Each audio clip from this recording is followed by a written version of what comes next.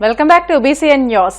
కూటమి ప్రభుత్వం అధికారంలోకి వచ్చిన 15 నెలల్లో రాష్ట్రంలో మహిళల రక్షణ గాల్లో దీపంలా తయారైందని వైసీపీ రాష్ట్ర అధికార ప్రతినిధి శ్యామల ఆగ్రహం వ్యక్తం చేశారు. తాడేపల్లి వైసీపీ కేంద్ర కార్యాలయంలో ఆమె మీడియాతో మాట్లాడుతూ రాష్ట్రంలో రాజకీయ రాబందులు స్వైర విహారం చేస్తున్నాయని మండిపడ్డారు. ముఖ్యమంత్రి చంద్రబాబు అండతో ఏకంగా ఎమ్మెల్యేలే మహిళలపై వేధింపులకు పాల్పడ్డాన్ని తీవ్రంగా ఆక్షేపించారు. కూటమి ప్రభుత్వం అధికారంలోకి వస్తే మహిళామణులకే అగ్రతాంబూలం అంటూ ఎన్నికల ప్రచారంలో చంద్రబాబు చెప్పిన చమక్కులు చూశామని, తాము అధికారంలోకి వస్తే రాష్ట్రంలో ప్రతి ఆడపిల్ల బాధ్యత నాదే అంటూ పవన్ కళ్యాణ్ చెప్పిన డైలాగులు కూడా చూశామని, కానీ కూటమి ప్రభుత్వం అధికారంలోకి వచ్చిన తర్వాత గడిచిన 15 నెలలుగా రాష్ట్రంలో రాబందులు స్వైర విహారం చేస్తున్నాయని దుయ్యబట్టారు. రాబందులు స్వైర విహారం చేస్తున్నారు. పొలిటికల్ గవర్నెన్స్ రెడ్ బుక్ పేరుతో రాజ్యాంగ హక్కులను కాలరాస్తోంది ఈ కూటమి సర్కార్. చంద్రబాబు అండతో ఉద్యోగులు, దళితులు, మహిళలపై ఎమ్మెల్యేలు చేస్తున్న దాడులు, దాష్టికాలు చెప్పనలవి కాకుండా ఉన్నాయి. ఏ అధికారం లేకున్నా కూడా ఉద్యోగులపై కూటమి ప్రభుత్వంలో కూటమి ఎమ్మెల్యేలు ఎందుకు అధికారాలు చలాయిస్తున్నారు? అసలు ఉద్యోగులపై అధికారం చలాయించే హక్కు ఎమ్మెల్యేలకు ఎవరిచ్చారు? మాట వినని ఉద్యోగులపై వేధింపులు, బదిలీలు. నిన్నటికి నిన్న చూసుకుంటే కేజీబీవీ ప్రిన్సిపల్ ను వేధిస్తూ ఆమదాల వలసలో ఎమ్మెల్యే కూన రవికుమార్ గారి ఉదంతం మనం మాట్లాడాలి ముందుగా. అంటే కూటమి ప్రభుత్వం వచ్చిన నాటి నుండి రాష్ట్రంలో ఇందాక నేను చెప్పినట్టు దళితులు, ఉద్యోగులు, అందులో మహిళా ఉద్యోగుల పట్ల ముఖ్యంగా ఈ ఎమ్మెల్యేలు చేస్తున్న ఒత్తిడి, ఈ ఎమ్మెల్యేలు చేస్తున్న దారుణాలు, బెదిరింపులు, దాష్టికాలు ఒక్కొక్కటి పెరిగిపోతూనే ఉన్నాయి. ఆ బాధితురాలు, ఆ కేజీబీవీ ప్రిన్సిపల్ సౌమ్య గారి మాటలు వింటే, అంటే రాత్రి 10:30 తర్వాత కూడా కార్యాలయానికి పిలిపించుకుని పనుల సాకుతో, పనుల వంకతో ఆవిడ్ని అక్కడే ఉంచుకుంటూ, ఇదేంటి అని ప్రశ్నిస్తే ఆవిడ్ని బెదిరిస్తూ వాళ్ళ అనుచరులను ఇంటికి పంపించి ఏం చేద్దామని అర్ధరాత్రులు వీడియో కాల్స్ చేస్తూ, అంటే ఒక మహిళా ఉద్యోగిని అర్ధరాత్రులు మీ కార్యాలయాల్లో అలా తిప్పుకోవచ్చా? అలా ఉంచుకోవచ్చా? ఏమన్నా అంటే పనులు చేయించుకుంటామంటూ సాకులు చెప్తారా? వీడియో కాల్స్ అర్ధరాత్రి చేస్తారా? ఏ ప్రభుత్వంలోనూ చూడలేదు మరి ఇలాంటి ఒక పనితనం. కూటమి ప్రభుత్వంలోనే చూస్తున్నాం. అంటే ఎమ్మెల్యే కూన రవికుమార్ గారు ఒక్కరే కాదు, రాష్ట్రంలో చంద్రబాబు కూటమి సర్కారు వచ్చిన నాటి నుండి పొలిటికల్ గవర్నెన్స్ రెడ్ బుక్ రాజ్యాంగం అమల్లో భాగంగా ఎమ్మెల్యేలు కూటమి రాబందుల మాదిరిగా స్వైర విహారాలు చేస్తున్న ఒక్కొక్కటి మనం ఈ రోజు మాట్లాడుకుంటూ వద్దాం. ఈ అధికారాన్ని చంద్రబాబు నాయుడు గారే ఎమ్మెల్యేలకు ఇచ్చారు. ప్రభుత్వ ఉద్యోగుల్ని ఎమ్మెల్యేల కాళ్ల కింద చెప్పులుగా పెట్టేసిన ఘనత గౌరవ ముఖ్యమంత్రి వర్యులు శ్రీ నారా చంద్రబాబు నాయుడు గారికే దక్కుతుంది. ఈరోజు రేషన్ కార్డ్ దగ్గర నుంచి ఈ రోజున రాష్ట్రంలో ఏ అర్జీ పెట్టుకోవాలన్నా కూడా మహిళలు ఎమ్మెల్యేల దగ్గరికి, వాళ్ల సంబంధిత అనుచరుల దగ్గరికి వెళ్లి మొరపెట్టుకోవాల్సిన పరిస్థితి. ఇలాంటి పరిస్థితి ఇంతకు ముందు జరిగిందా? ఇంతకు ముందు ఉందా?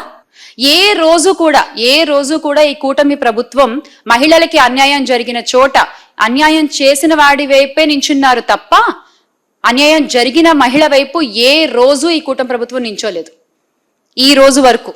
ఎందుకని అలాగా? ఏమన్నా అంటే పంచాయతీలు చేయడము, వాళ్ళ నాయకులకి సపోర్ట్గా వాళ్ళ నాయకుల పిల్లల్ని సపోర్ట్ చేసుకుంటూ ఏదో అక్కడికి సర్దేసి ఆ కేసులు మూయించేశాడు. ఇదే జరుగుతూ వస్తోంది గత సంవత్సర కాలంగా. ఏమన్నా అంటే మళ్ళీ మహిళలే మాకు అందరికంటే ఎక్కువ అంటూ మాట్లాడతారు. మరి ఈ రోజున గౌరవ ఉప ముఖ్యమంత్రి గారు, పీపీపీ గారు, పవన్ కళ్యాణ్ గారు ఎందుకు బయటకు వచ్చి మాట్లాడట్లేదు? ఎందుకు ప్రశ్నించట్లేదు జరుగుతున్న అన్యాయాల గురించి? మహిళల బాధ్యత మీది అన్నారు కదా, ఎక్కడుంది మీ బాధ్యత?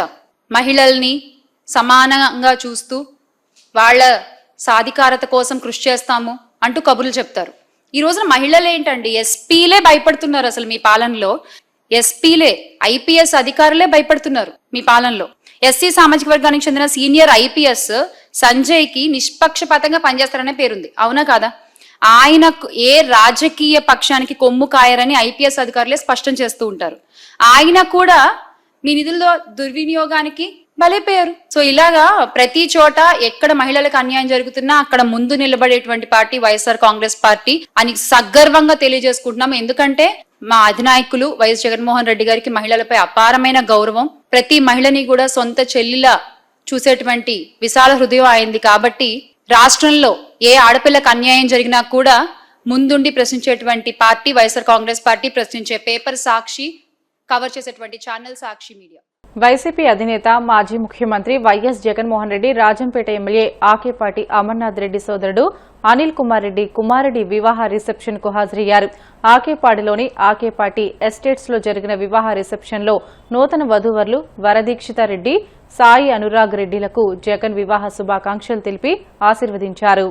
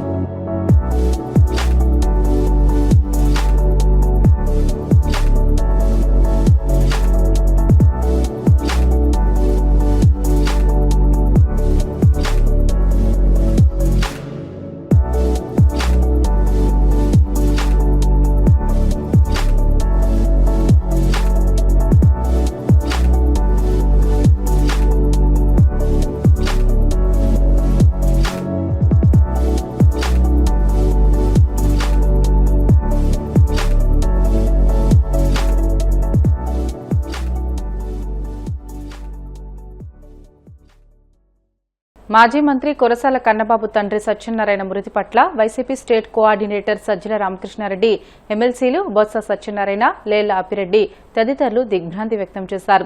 మరణ వార్త విన్న వెంటనే మాజీ మంత్రి కన్నబాబు స్వగృహానికి సజ్జల రామకృష్ణారెడ్డి, పార్టీ నేతలు వెళ్లి సత్యనారాయణ భౌతికాయాన్ని సందర్శించి నివాళులు అర్పించారు.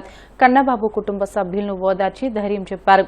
ఆయన మృతి పట్ల సంతాపం తెలుపుతూ కుటుంబ సభ్యులకు ప్రగాఢ సానుభూతిని వ్యక్తం చేశారు. మాజీ మంత్రులు దాడిశెట్టి రాజా, గుడివాడ అమర్నాథ్, వేణుగోపాలకృష్ణ, మాజీ ఎంపీ భరత్, వంగా గీత, ద్వారంపూడి చంద్రశేఖరరెడ్డి, తోటా నరసింహం, జక్కంపూడి రాజా, దౌలూరు దొరబాబు కన్నబాబును పరామర్శించి సంతాపం తెలియజేశారు.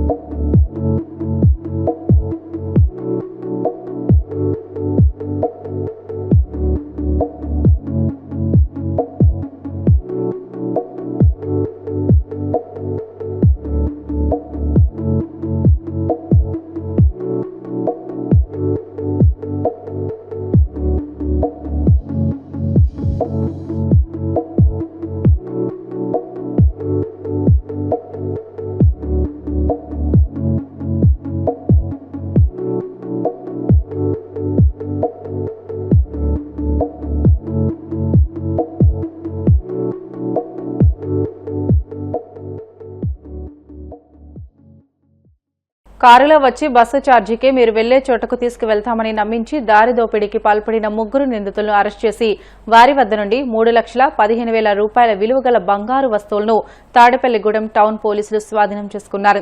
పెంటపాడు బీసీ కాలనీకి చెందిన కోటా జగదీష్, తణుకు మండలం ముద్దాపురానికి చెందిన ఎల్లా సంతోష్, గణపవరం మండలం మొయ్యేవరకు చెందిన ఆండ్రు హర్షకుమార్లు జల్సాలకు అలవాటు పడి దారి దోపిడీలకు పాల్పడుతున్నారని అన్నారు. సీఐ ఆదిప్రసాద్, ఎస్ఐలు నాగరాజు, బాదం శ్రీను సిబ్బంది దర్యాప్తు చేపట్టి నిందితులను పట్టుకుని చోరీ సొత్తుతో పాటు కారు, చాకును స్వాధీనం చేసుకున్నారు. కేసు దర్యాప్తు వేగంగా పూర్తి చేసి నిందితులను పట్టుకున్న పోలీస్ సిబ్బందిని పశ్చిమ గోదావరి జిల్లా ఎస్పీ ఆద్నాన్ నయీం అస్మి, డీఎస్పీ విశ్వనాథ్ అభినందించారు. వార్తలు ముగించే ముందు ముఖ్యాంశాలు మరొకసారి. కొప్పంలో 250 పేద కుటుంబాలను వ్యక్తిగతంగా దత్తత తీసుకున్న చంద్రబాబు, ప్రజల ఆరోగ్యం కోసం సంజీవని పేరుతో సరికొత్త పథకం ప్రకటన.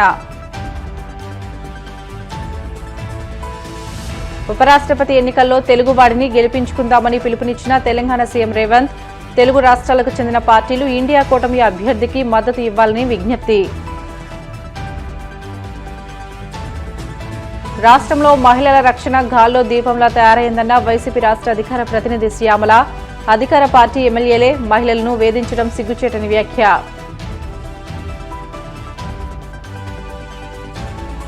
వాడపల్లి వెంకన్న ఆలయంలో ప్రత్యేక పూజలు, మంగళ వాయిద్యాల నడుమ శ్రీ స్వామి అమ్మవార్లకు మేల్కొల్పు సేవ, ఐశ్వర్యలక్ష్మి హోమం.